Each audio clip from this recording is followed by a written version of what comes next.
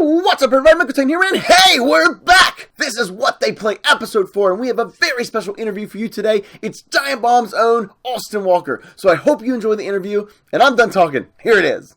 What's going on, everybody? This is What They Play Episode 4. My guest today is from GiantBomb.com, and if you guys know me, you know that I talk till I'm blue in the face about Giant Bomb. I love that website. It is my favorite website on the internet, but he is from Giant Bomb East, and he joined about, I'd say, June 2015. This is Austin Walker. How you doing, sir? How's it going? Thanks for having me on. I really appreciate you coming on. This is 5 months in the making, in case people don't know. This has been since a little after I joined. I think probably in the late summer of last year, you reached out and were like, hey, can you come on? And I was like, yeah, totally. Just not anytime soon, probably, because I'm buried in work. And I still am, but like it's just one of those things where like it finally lined up perfectly where both of our schedules lined up and like we could do it. So I'm really happy to be here. Thanks for having me on. And thank you. Well, real quick, the people who may not know you, I know that the fans of the people that I put the message out to, they know who you are. I've got a lot of response when you said you were going to be on the show. But the people who don't know who you are, tell us a little bit about yourself and how you kind of got on this road that led you to Giant Bomb. It's been a very strange arc. I first wrote about games professionally, like coming out of college, which was in like 2000. I graduated in 2007. And then like 2008 through 2010 or so, I wrote for a site called One Last Continue, which was a small, like, struggle. One of a billion small struggling sites was a bunch of people who were like going broke trying to make it work. Right. And then when the economy fell apart, when we moved into the recession, I ended up going to grad school because I was doing the thing that a lot of people do, which is like, oh, what am I supposed to do? My job fell apart. I can't afford to live in New York anymore. And so I applied to a grad program out at the California Institute of the Arts called Aesthetics and Politics, which is like studying the intersection of political philosophy and artistic philosophy and kind of art theory, which was really, not just influential, but like it really helped me become like a better person in a weird way, and also helped me understand what I was good at writing about, which was I was really good at, or at least I think my best talent lies in writing about media that I really have a good understanding of in terms of what their form is and where they're at contextually, historically, stuff like that. And it turns out games are the thing that I know the best because of playing them for my whole life. So I was able to from there I ended up going to start a PhD up at the University of Western Ontario. I was there for 4 years. I was studying media studies, and while there I became a freelance game writer.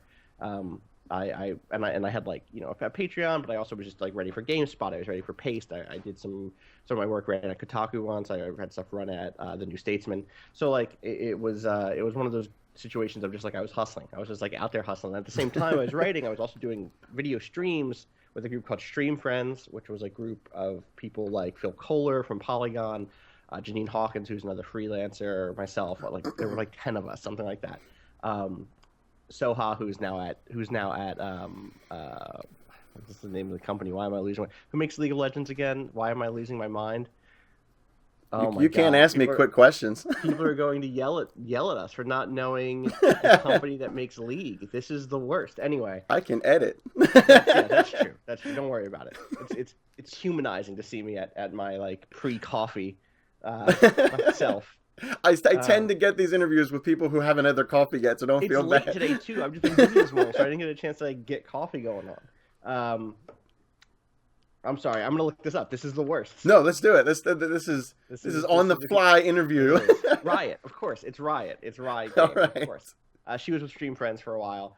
So from there, I was building kind of like this like 3-way path through life, right? Like, right. Was I going to stay in academia and become a professor and like teach and write academic stuff? Was I going to do like the struggle to try to do the pro streamer thing of like being one more person with a Twitch channel who was like hustling for subscriptions and was trying to get deals with sponsors and all that? Yeah. Or was I going to keep doing the games writing and games criticism route, right? Where I was writing about games for outlets and like struggling to find a place where I could do stuff that was a little more experimental or a little more critical than just pure reviews. And somehow it all came together, right? Like I knew that there was this position open at Giant Bomb. I was a huge Giant Bomb fan. I'd known Alex I didn't know Alex, but like we knew each other through Twitter. I knew he liked my work a whole bunch. You watched his cats. Right. Well, that was after. That's only since I got here. At the time, I didn't know him really well when I was applying for the job. I had only known him through Twitter. And I messaged him like, "Hey, I see this job posting. Am I just going to be rewriting press releases, or is there something actually interesting here for me?"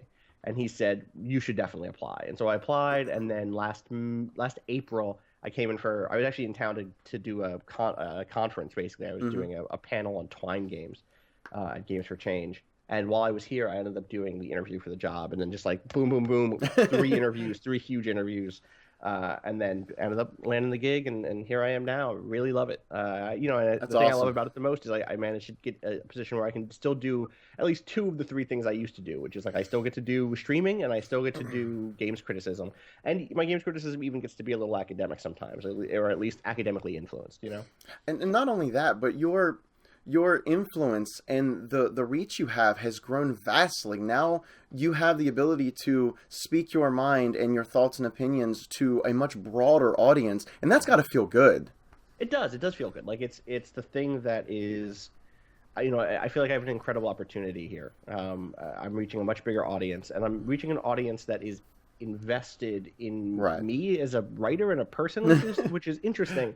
Because it's not the same as what the relationship I would have with my, imagine a year ago today, I was writing for an audience on Paste, which maybe they'd read a piece of mine before, but probably they'd just seen it past their timeline. Mm-hmm. They click it, they read it, they leave a comment, and that's it. That's the end of my interaction with them, which means you have to, when you're writing for that sort of audience where you don't get to come back to them over and over again, mm-hmm. you have to try to make your big point. You need to really try to hammer it home. And you need to hope that you're just going to get a sympathetic audience that's interested, if not all the way. You don't want someone who's already agreeing with you. You want people who are about to agree with you but don't know it yet, or who are interested in the topic and have an opposing position, but still are invested in learning about what the other side is, or who are it doesn't even have to be confrontational like that. It can just be people who are interested in this topic generally for their own reasons, for something else completely. Whereas with Giant Bomb, because it's a huge audience and because it's an audience that's going to keep returning, I get to have a rapport with them, right? I get to say okay, this is a big topic that I think is a huge and complex thing. Something like labor in games, right? Like we talk about should game makers unionize? We talk about the potential strikes and voice acting stuff. We talk about things like whether or not there should be funding from the government for non-commercial games, stuff like that. That's a conversation that I can have over the course of a year or two. So I can kind of zoom in on something and talk about just one case and know that at least a big chunk of my audience will have read a previous thing I'd written. And so in that way, it's almost a lot like old school blogging, where you had an audience and you developed your history with that audience. You developed a sort of back and forth between, I can see in my comments, oh, it's that person. I know that person. Right. They always leave a really good comment. And they can be really productive here. I'm really glad that they're here in the comments. Or I can see someone who says oh, why didn't you talk about this? And then the next time I write about something in that vein, I keep that in mind so I can go back to it and bring that into the conversation. It is that respect for your work that they have, that they keep coming back and wanting to see and know more. So the next topic that I have, and the way, by the way, I should have said this at the beginning, but on the fly here, the way that the show works is, we get a little introduction for you, we find out more about you, we have some of the serious questions-ish, not too serious, but then at the end we have a couple fan questions, if that's okay. Perfect. Awesome. Now this is probably the meat of this whole interview right here. It's something that I've kind of been burning to ask you and you alone in this entirety. So how do I word this other than I'm just going to kind of shoot off here and get it the best I can. GiantBomb.com is in a very unique position, and what I mean by that is you guys do quick looks and you guys do Giant Bomb play dates.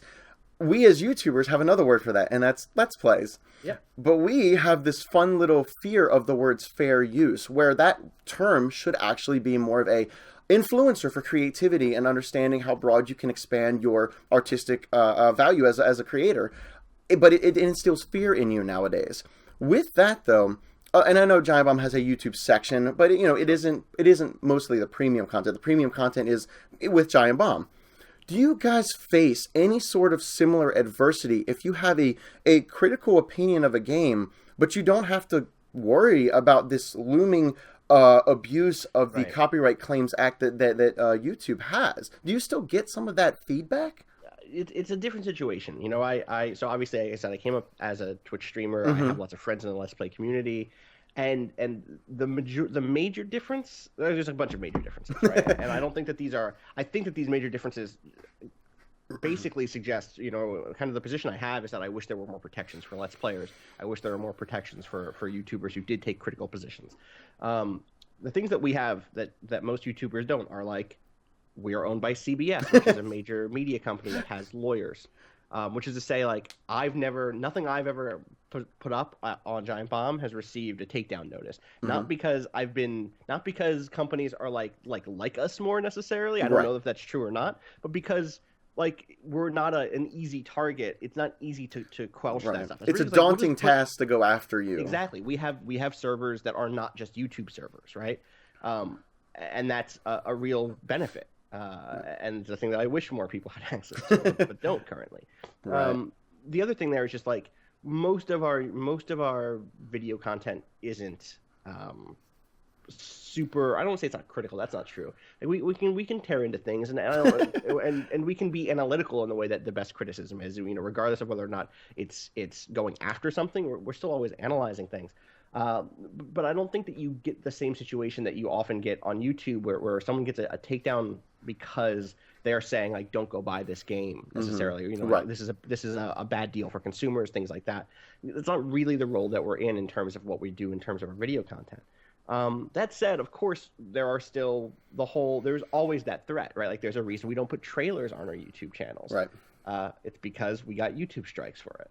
And like what? Like we're what? Like you're promoting a game. We're promoting your game with our trailers, so we don't do that because it's automated most of the time, right? Right. And there have been cases where we've gotten strikes here or there. Often the same thing that happens to Let's Players, someone who doesn't have the right to issue a strike. And the big difference is we have the resources available to deal with that. And that doesn't mean that we're better than YouTubers. In fact, it means I wish people on YouTube had those same resources. I wish YouTube was constructed in such a way that those people were kind of, like you said, like understood to be in a position of they're creators who are trying to work inside of a system, right, and trying to create new content. The thing that's the most frustrating about all of this for me, though, is just like how unsettled it all is. I've said this before. I actually wrote about this in a piece about Twitch a couple of years ago, which is, given the current status quo, given the way that YouTube works, given the way that Twitch works, this thing that so many people have put so much time into, so much like sweat into, and I mean that literally, right? Like, yes. Labor is an extractive process. It takes your calories for you to make a thing. Like, you literally, when people say like, "Oh, I put myself into that," like, no, dog, like you really did. I made a minute and 30-second trailer that took 8.5 hours to put together. Exactly. I understand. Right, like that's a meal that you had to go pay for to have the energy to put that in. So like the thing that kills me, or the thing that I'm so stressed about in a way, is that all of that can be gone if a YouTube or a Twitch decides that a copyright claim is strong enough. And I'm not saying that that's like that it's open and shut necessarily. There is a conversation there to be had about fair use. Right. There is a conversation there that needs to be had and should be had publicly about what a Let's Play is and what additive creation is to a previously established creative work. All of that stuff is a conversation that's worth having and all that. Exactly. But like the thing that kills me is that it's all so precarious that like if Sony went to Twitch and was like, no, we don't want anyone streaming this one thing, or if any company, not just Sony, like I'm not Sony or Microsoft or EA or Capcom or any major publisher, especially major publishers, went to a YouTube or a Twitch or a Hitbox or any other streaming service and said, we're not allowing this game to be streamed, like period, or else we're taking you to court. Twitch folds there, right? Like maybe YouTube doesn't. But I bet they would fold on specific cases. They'll lean toward it. Exactly, because it's important for them to keep that relationship with these other major companies. Exactly. Like that is the status quo. The status quo is like these companies work together and they cross promote. And you if you're Twitch, you want to be able to run EA games, you want to be able to run Microsoft games, you want to be able to run Sony games, whatever. And so you want to keep that relationship good so that when there are these cases, it just tends to be, and not every case, of course, there are cases where people have said like, no, actually, we think this is fair use. We're going to keep this up. I know YouTube recently put aside their grouping of like, oh, these are like a couple Right. dozen videos that we think are good examples of fair use. We'll go to but that's bat not the for same- these few people. Yeah, believe me, you've heard me speak about this before. That's the thing that's the most frustrating for me. If we were in a place where at least that stuff was settled, where we understood at least for the near future what was inbounds and what was out, and whether or not the services that people were putting all this effort into would protect them. Right. If we knew that for sure, that would help a ton. Absolutely. Like that would I think make everyone be a little bit more at ease, and like it would allow you to plan around that stuff. And that's to that point too. The thing that's funny is like, guess who Twitch and YouTube won't probably won't go to the mat as easily for, like, independent game developers. Right. It's about being big. So imagine someone is doing a full let's play of a completely narrative driven game.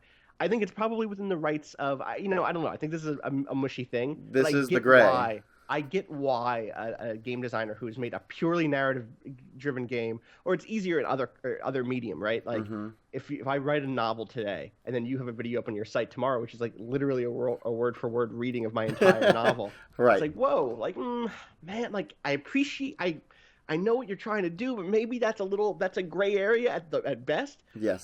If I'm a no-name publisher, if I'm a no-name writer, like, it's gonna be a lot harder for me to get that video pulled or to get you prevented from streaming that on Twitch than it would be if I had a big publisher. And I think it's the same sort of situation here. In general, it pays to be a big person or a big company, a big entity in the world, and that imbalance is really frustrating. In closing with this discussion right here, I actually did a playthrough of Life is Strange on the channel, and the music for that game popped copyright claims left and right. Yeah. I managed, don't ask me how, I'm not a huge channel, but I managed to get written permission from an undisclosed person I will not name who was a creator of the game. Nice. It didn't matter. I still had to wait my 30-day term and get it released. That's ridiculous. So yeah, the same thing happened to me. I put out a game a couple of years ago. It's a Twine game. That's kind of a sci-fi cyberpunk thing called A Century, and we had the soundtrack up on YouTube. Like, I'm good friends with the guy who made the music. As soon as it was up, I got a copyright claim because it's just like completely automated. Yep. Like, something somewhere caught a song that he had previously published somewhere else. Not through anything that said that he wasn't allowed to give it to me. Like, it was all on the up and up, but like, it's a messed up system. And no humans look at it apparently. So right. Exactly. That's really frustrating. I'm sorry to hear that about the Life is Strange stuff. Yeah, I enjoyed it. It was. And speaking of which, by the way, anyone who doesn't want to know what we're about to say right now about Life is Strange, I'll put a number down below to where you can skip to in the video. I'm going to do that for you guys. But I don't know if you did. I may have missed it. But the ending of Life is Strange, I think you picked the intended ending for that game. Did you go watch the other ending eventually? Yeah, we immediately watched the other ending. Like, the second the stream was off, we went back and watched the other How did you feel about the other ending? Like, it felt really undercooked, right? Like, it felt like it didn't get... There's a thing I think about a lot with games, which is... You can often see narrative bias, or bias is the wrong word, but like, as someone who writes things and who creates things, sometimes I do care more about thing A than about thing B, right? Like, that's just, and that reflects itself in where I spend my limited resources. Like, it's not a judgment of people who have to do this. Like, it's true, we only have limited resources. And so if I'm running like a tabletop game and my characters go to city A instead of city B, and I was really just interested in City B more and had developed it and had like cool, a bunch of cool characters and a bunch of cool ideas about its culture, it will reflect that City A was undercooked. And I think that's the situation with Life is Strange, where it's like they really knew that ending A was the one that was like the one that they cared deeply about. Right. And so it was given a lot more in terms of like, not just a feeling of closure, but just like, there's just a lot more narrative breadth. Like, I understood more about what that world looked like than ending B, which I think is on paper. I totally see how a person could choose ending B. Like I said, I was kind of an advocate for it, not totally seriously, but I wanted to make sure that someone there was advocating for an alternative. And I wish they had given that one. I wish they'd been able to give that one as many resources as they gave the other one, or had their heart. I don't know what the specific could have been timing restraints too, because totally. Yeah, episode to episode. Exactly, totally. Like, who knows? I don't know what the situation is there. My suspicion is it's a little column A, it's a little column B, Right. it's a little, that's how that stuff goes.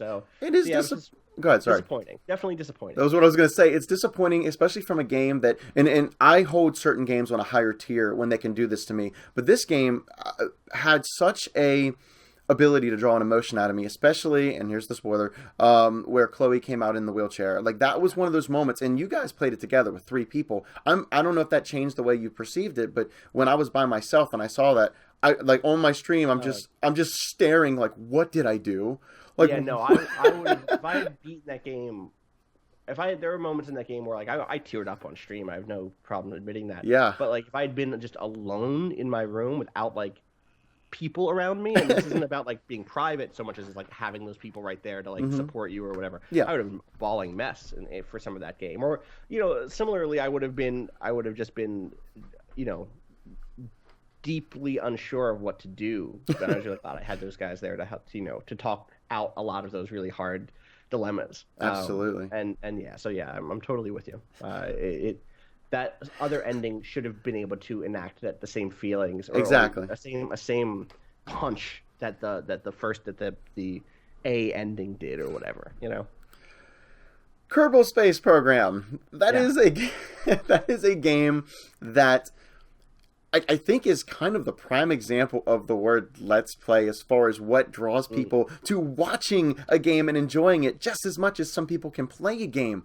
With that said, I'm curious about your experiences and wanting to know, is there a game that you in your history have enjoyed watching played more? Sorry, that's bad English. Have enjoyed watching being played more than playing yourself? What game holds that for you?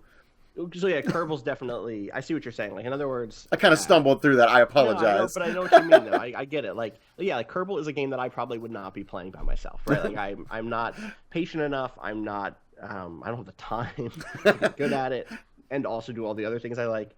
But I mean, I'm just in love with watching Vinny play it, right? Yeah. Like, it is a blast, and collaborating in a way, right? In one of our most recent episodes, I definitely was like, "Ooh, I have an idea. Let's see if this idea works." And it, you'll have to watch and see if it worked. What a mess. But yeah, I think Kerbal really stands out as a game that I like playing, or I'm sorry, I like watching more than I like playing. I'm trying to think if there's another key example. I mean, I've done lots and lots and lots of watching other people play games, especially back when I was at Stream Friends. We did a really long Sims 3 Let's Play. It's that's Stream Friends. If you go to streamfriends.tv, where Janine Hawkins and Ali Akampora did a Sims 3 Let's Play, and I was on that a bunch, and that was a blast to watch and just like chatter about. And that's the other thing that's actually maybe even different is like, I don't know. So I've tried watching other people's Kerbal streams, and normally I get as far as most people do when watching other people's Kerbal streams, which is like blow the ship up. Blow the ship up. Exactly. Watching people, they blow the ship up, and then they start getting it, and it's like, that's not as fun as like watching the ships blow up. Right. And so I'm not sure if Kerbal is the highest thing there. Whereas I think something like Crusader Kings 2, that's another one. Crusader Kings 2 is one where, even though I don't have any direct control over what's happening, even though I'm not talking to the streamer, I can watch someone play Crusader Kings 2, especially people who don't like me, who only know exactly enough to play the game and who are like in awe of that game's weird depth and storytelling potential. That's the game that I like watching probably more than any other. Whereas with Kerbal, it's really important that I'm in that room and watching Vinny play, but it's like the difference between just like watching a TV show and then like watching a TV show with a friend, or playing a board game, with a friend versus watching a video of a board game being played. Like, I can't really do the latter too often. There are rare exceptions, but yeah. In the world of video games, there's one person who seems to have a conversation follow him, no matter what the conversation is. But that man is Hideo Kojima. Yeah. I am dying to know, what do you hope from a Hideo Kojima game, whether it be in 16, 17, or 2018? Right. As long as it's not a rendition of what he's already done. That's my personal answer, just outside of that box. But what do you hope to see from him? Yeah, I want him to do something new. Like, I really like a couple of the Metal Gear games. Metal Gear Solid 2 is one of my favorite games, probably of all time. I really love Zone of the Enders, especially Zone of the Enders 2. Like, I'm a big mech guy. I like robots. We'll get to that.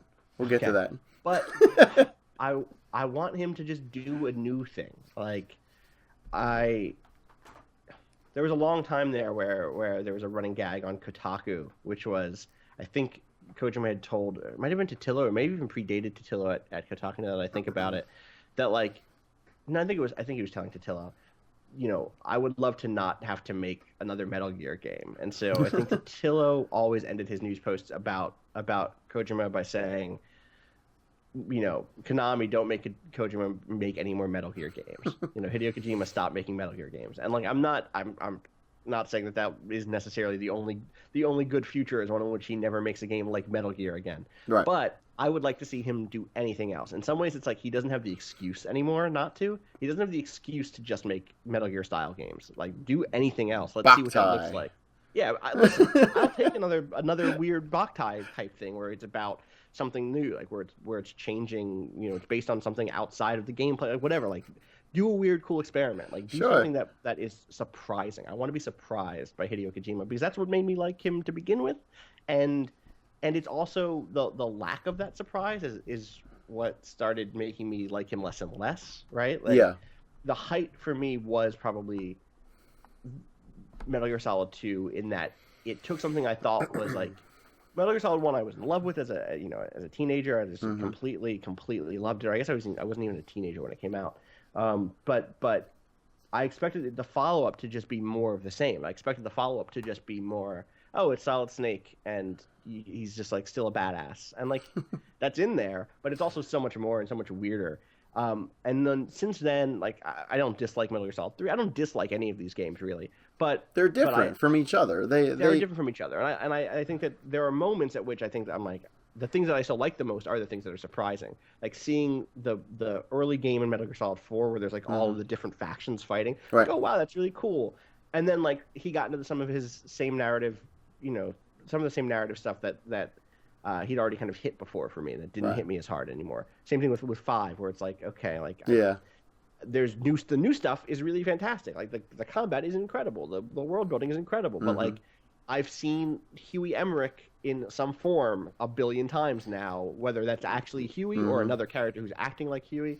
I've seen how this game, you know, how this series handles, you know, gray ethical areas a billion times now. So I'm just like not impressed with the child soldier stuff. Like it's just like, whereas when Kojima's doing new stuff, I'm almost always intrigued, even if I'm not impressed, and that carries me a long way. Like something new and novel and experimental is always going to like make me like, okay, what's going on here? And like that's what I'm hoping for from him. It's something new that excites me. The only thing I'll accept is a small mention of nanomachines somewhere in whatever he does. That's fine. Totally. Listen, nanomachines are real, and they are my friends.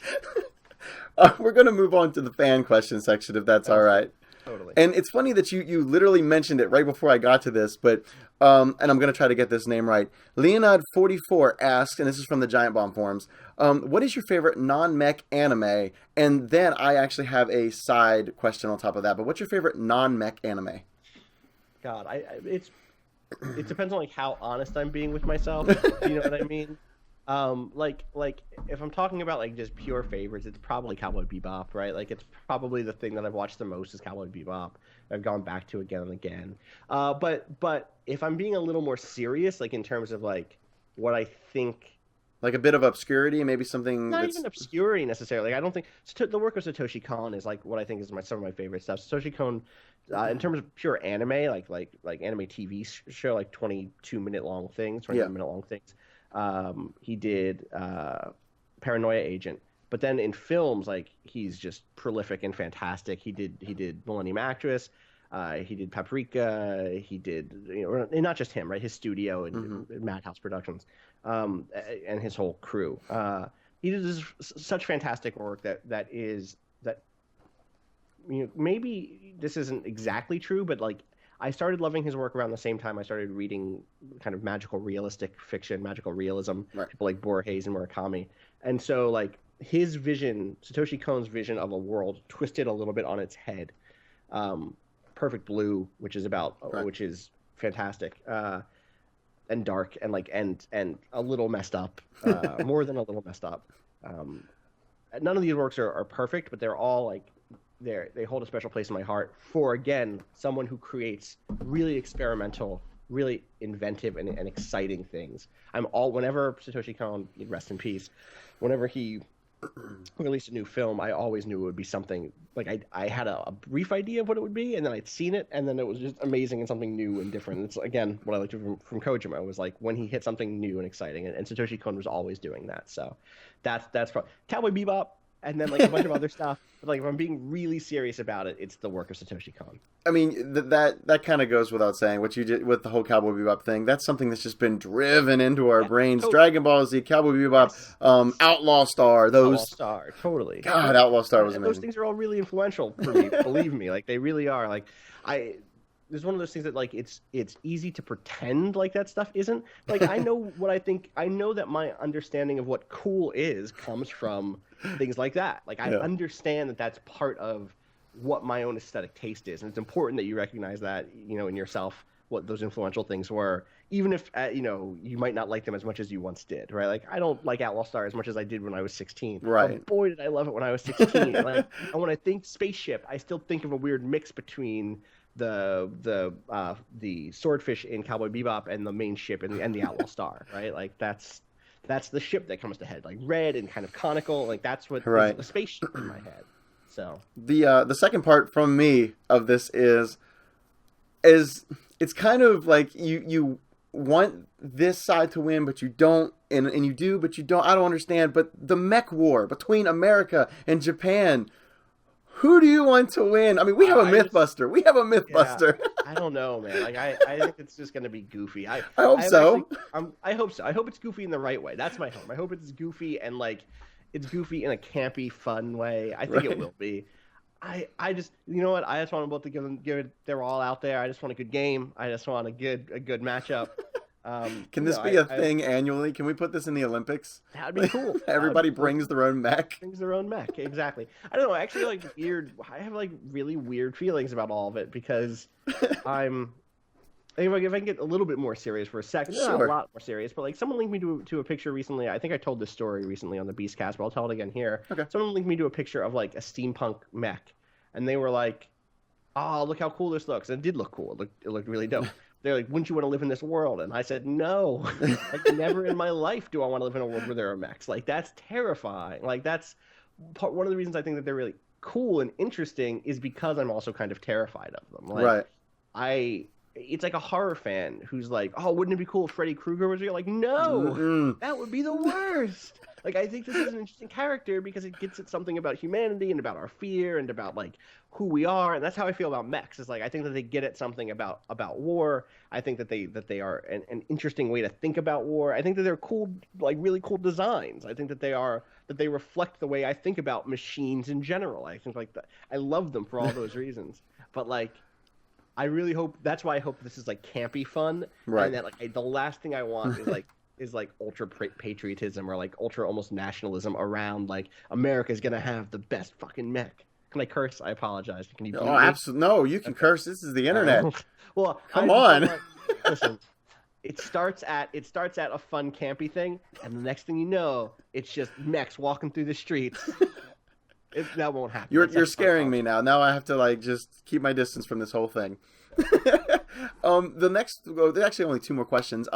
Big Socrates asks, what was the biggest surprise for you? Yes, it is. What was the biggest surprise for you to from becoming a fan of the site to becoming a member of the staff? It's a good question. I think it's like meetings. The biggest surprise is like, and it's one of those things where it's easy to get frustrated that other people don't understand that. Now that I'm on the inside, and I do my best to remind myself, like, hey, Austin, you didn't know back when you were just a fan. But just like, there's no. I had someone ask me recently on Twitter, like, someone said like, oh, why haven't you talked about Rise of the Tomb Raider yet? And this was back before it was out on PC. Mm-hmm. I was like, oh, I don't have an Xbox One yet. Like, I just never picked one up. I'm kind of like. I just can't afford it in my budget right now, et cetera, et cetera. And they were like, why don't you just play it at your desk at work? And I'm like, this is not, like, the image you might have of what we do is not the thing it is. Like, right. There isn't downtime where I get to play a game at work for fun. Like, I don't, like, so I'm home today because it's our prep day. It's Monday. I'm working from home. And on Mondays, what we do is we prep things to then do quick looks on the rest of the days. We also have meetings on Mondays that we call into from home. This is just the East Coast studio. The West Coast guys don't do prep days at home. They should, because it's useful. But then like the rest of the week, and I'll write news from home. I'm still currently working on the piece about the witness that I've been working on for like 3 weeks now. I want to maybe hammer away at that a little bit today. That would be great. Awesome. And then the rest of the week, it's like there isn't any breathing room. Like we go in, we try to shoot a quick look in the morning. We probably have meetings throughout the afternoon. We try to shoot another quick look or do a live stream. I have to write news in there. Vinny is doing production work, either editing other videos, getting them ready, exporting them, working on them, or is editing a podcast or prepping for the Beastcast. Right. Alex is doing a ton of emailing and a ton of working with contacts outside of stuff, setting up stuff in advance of events, doing some news writing, doing some trailer stuff, and then meetings, and then meetings, and then meetings, and like so many meetings. Like I can't. It is impossible to explain. Like that is the biggest surprise. The biggest surprise is like you watch a mailbag and you think that the world that exists at Giant Bomb is the world that exists at the first 5 seconds of that mailbag, where someone's playing a thing and like there's kind of chatter, and then that's the whole day. Like no, that's like someone probably started the game so that they could be doing a thing when the video started, because like doing a non-work thing that looks comfortable and casual, because like we just work a lot. Like we're just. And then, you go home and you have to prep things to be shot the next day. You have to, there isn't – it's a lot more work than I think people expected it to be. And I don't think that's a bad thing necessarily. Like I think that it is why it works so well. It's because there's only a few of us, but we're all kind of busting our asses to make it as good as we can and to like really give it our all. So that's the number one – the number one surprise is like – the number one surprise is, oh my God, I can't believe I have 3 meetings scheduled for today. Number 2 surprise, though, is still, and this is on maybe a lighter note, is like sometimes it's like, all right, have a good weekend, Vinny. Oh my God, I'm saying have a good weekend to Vinny. Like this is the guy who I watched for years on on UPF. I listened to him on the Bombcast for years. I watched him play through all of Persona 4. Like that's like what is my life still? And that obviously is those two things are in direct conflict. The like meetings plus like the mundanity of real work plus oh wow, like I'm part of Giant Bomb, this thing I've adored for years, and I'm really proud to be here, and I'm hopeful that my presence is good and that I fit in and all that stuff. Like those two things meet head on all the time, but I love it. So I appreciate the earth-shattering fourth wall destruction that you've brought to us all. So finally, and I did not credit anyone for this because lots of people asked. I don't want to stretch your time too far with this question, but it fits you perfectly. Where do you see gaming journalism in the next 5 to 10 years? Where's it headed? I wish I knew. Like, trust me, I wish I knew. It could be heading in a bunch of different directions. Partially, this goes back to what we were saying before about things not being settled in terms of YouTube fair use stuff, right? Because as easy as it would be to say, oh, clearly individual YouTubers are going to keep doing really well, we just can't be super sure about what the limits of their reportage can be. Right. Partially, that's because of the resource stuff that we've talked about before in terms of like protections, but partially that's also because like you don't have the resources. Not you, but individuals in general. Sure. It's hard to have the resources to do like investigative work. It's hard to have the resources to develop contacts deep inside of industry locations, right? Like it's easy to get relationships with PR people. And so obviously there are people on YouTube who do incredible work. Obviously there are, in the same way that there are in the past, there were bloggers who did incredible work, but it's very tough to become one of those people when you have a billion PR people yapping in your ear about like what a good content partnership you could have is. So it's harder for me to just jump up and say, oh, it's YouTube. YouTube is the future, or streaming is the future. Mm-hmm. At the same time, I can't just say writing is the future, because I know firsthand what the difficulty is for writing, or especially for writing at big outlets, right? Like we're in the middle of launching a contributing writers program, kind of a freelance program for a handful of writers that we've been able to bring on. And it's great, and I'm thrilled it's here, but I also understand firsthand what the challenges are for doing that. Mm-hmm. And I don't think that those challenges are going to get any less difficult in the coming years. I think it's going to continue to be hard to not only to to highlight good writing on the internet, but to like be a writer primarily on the internet. You know, I've looked through 200 plus pitches from people, 200 emails, many of which had 2 or 3 story pitches from potential writers for our contractor program. And to be clear, like, we're going to bring on probably a single-digit number of them to work recurringly in the future. So it's not like we really have to cut it down. We really have to boil it down.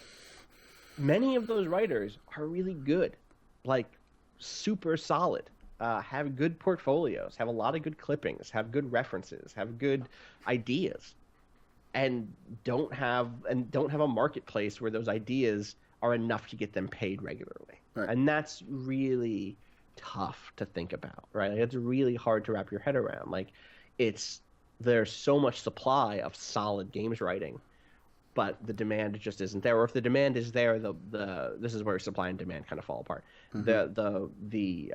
Or they don't fall apart, but it's not as simple as people think it is. The mechanics for kind of filtering that supply to the demand are such that it biases certain machines in that network more than it does the writer, right? That like writing can generate more value than the writer can claim it generates, if that makes sense. It's like it does. Thing. But like, you know, for instance, writing, one of the reasons that companies still want writing on their websites is that Google still works via SEO, and videos don't generate SEO, because at this point, video words, like, no one is counting the words I'm saying yet. It's coming. YouTube hasn't. I'm sure it's coming, but yet, as of this point, writing is still very useful for big sites because it gets them at the top of listings. And so, if you're a freelance writer, it's really hard to be able to say, I've generated good SEO for you. Here is my result from this article I wrote. Like, it's hard to do that, and so it's hard to negotiate for better pay. So I don't know if writing is the future of games journalism either, or games criticism, all of that. And I don't know if it's big sites or I don't know if it's independent people. I think it's going to continue to be a mess for the next decade. Like, okay. As easy as it is to say, oh, this will all be wrapped up soon and things will be changed, and as sure as I am that there will be more site closures. We just saw game trailers closed. Again, rest in peace, and like, I hope all those folks land on their feet. We're going to continue to see game sites close. We are going to continue to see major players shift in major ways. Like, that is not going to change.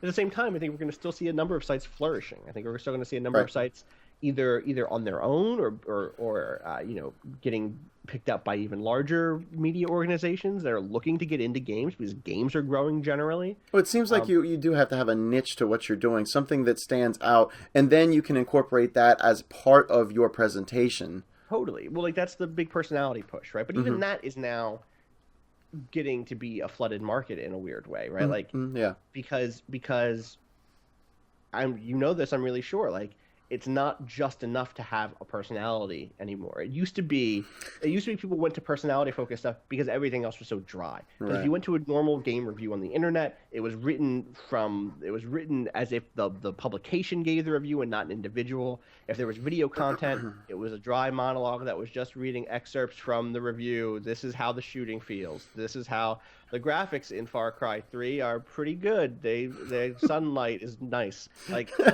ooh, bad, go away. And it was enough to just be like, oh wow, like, these people have some vivacity. Like, these people have some, like, this person's talking about, like, the time that the grenade rolled down the hill and blew up a truck, and then the truck flipped over, and then an eagle came down and grabbed it. Like, that's, oh wow, like, the excitement is there, and that was enough. And now everybody is like modeling their excitement, and that's.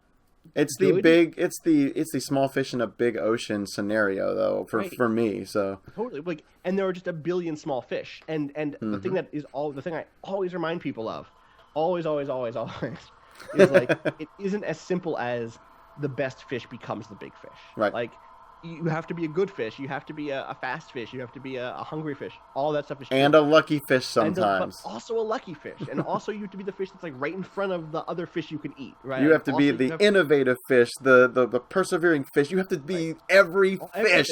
And that luck element is so underplayed, right? That, like, sometimes all it takes is for another major YouTuber to stumble onto your stuff and promote you. or to make a contact with someone who is, to have like the one fan on Twitter who really likes your stuff and also has 50,000 followers, Right. and they just found you because they were looking for gameplay footage from a game that you liked, that you had some footage up of, like, and that stuff is really hard to account for. And so I think that there are, in the same way that there are a million really well qualified writers, most of which cannot like pay their rent based on their writing, there are a million really good YouTubers out there who are just as good as anyone who is, or at least just as good as anyone who kind of made that break when they made it. Sure. Now, like, but it's hard to make that break. It's Absolutely really tough. So it's the thing that I fear the most. There's this piece by there's a science writer. He's actually the co-host of Radio Lab from WNYC, named Robert Krulwich. I forget what the actual name of the piece is, but it is about the history of the Easter Islands. In that piece, so the theory was for a long time that the people on the Easter Islands kind of just like died off. They all just died one day. That they had separated, they'd moved there from somewhere else, and then like over time they like hunted off all of their food supplies, and so they all just died. That's one tragedy. But more recent scientific evidence suggests another much harsher tragedy, which is that they lived for a much longer time than people thought, and they did it by eating rats. And their life was made up of hunting these rats down all day, every day for years. And no one was happy, and culture didn't flourish, and also you happened to be eating rats. Yeah. Like, rats didn't give enough nutrients to live on alone. So what you did was, all you did all the time is you wanted to survive, because you wanted to subsist, was rats. Hunt rats, trap rats, chase them down. And they bred fast enough that there would always be a supply of them. And I fear that for the future of games journalism more than I fear sites closing. I fear seeing people struggling just to survive and making it just enough that they don't move on to something that is maybe better for them. You know, I think about the people who take out loans from banks and from their families to buy equipment and go through training so they can have a good YouTube channel, and then like it doesn't work and you're in a ton of debt. And that's really scary. Like I don't want there to be this class of people who've given it their all to make it in this space because they've seen what happens if you do make it and they want to be that. There's so many people in that space who are trying, and I wish them all the best, obviously. But like the thing that terrifies me is like, 10,000 people who are like go deep into debt because they're trying for this one thing. There are people in the world who would say we need those 10,000 people so you can get like the one super success. I get that. I understand that economics argument and hate it, like because I care a lot about those 10,000 people. Sure.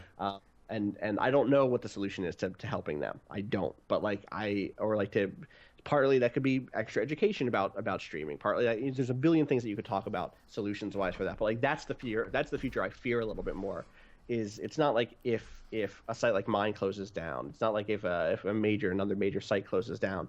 It's what happens when the people who are trying to be the next PewDiePie or trying to be the next Austin Walker or trying to be the next Jeff Gerstmann on YouTube, like that's the stuff, or trying to be the next Super Best Friends, right? Like totally, like there's all this whole layer in between of just like, they're pretty successful. I'd love to be them. Like that'd be cool.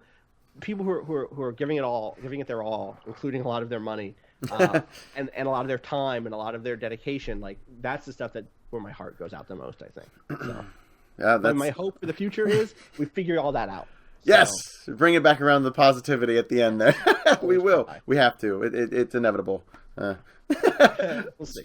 Well, that's all I got for you today. I want to thank you so much for your time coming on the show. It really means a whole lot to me. I was finally able to do it. You were the first, hopefully not the last. This is What They Play, Episode 4 with Austin Walker. And the sun has come out where you are. This is the perfect ending. Finally.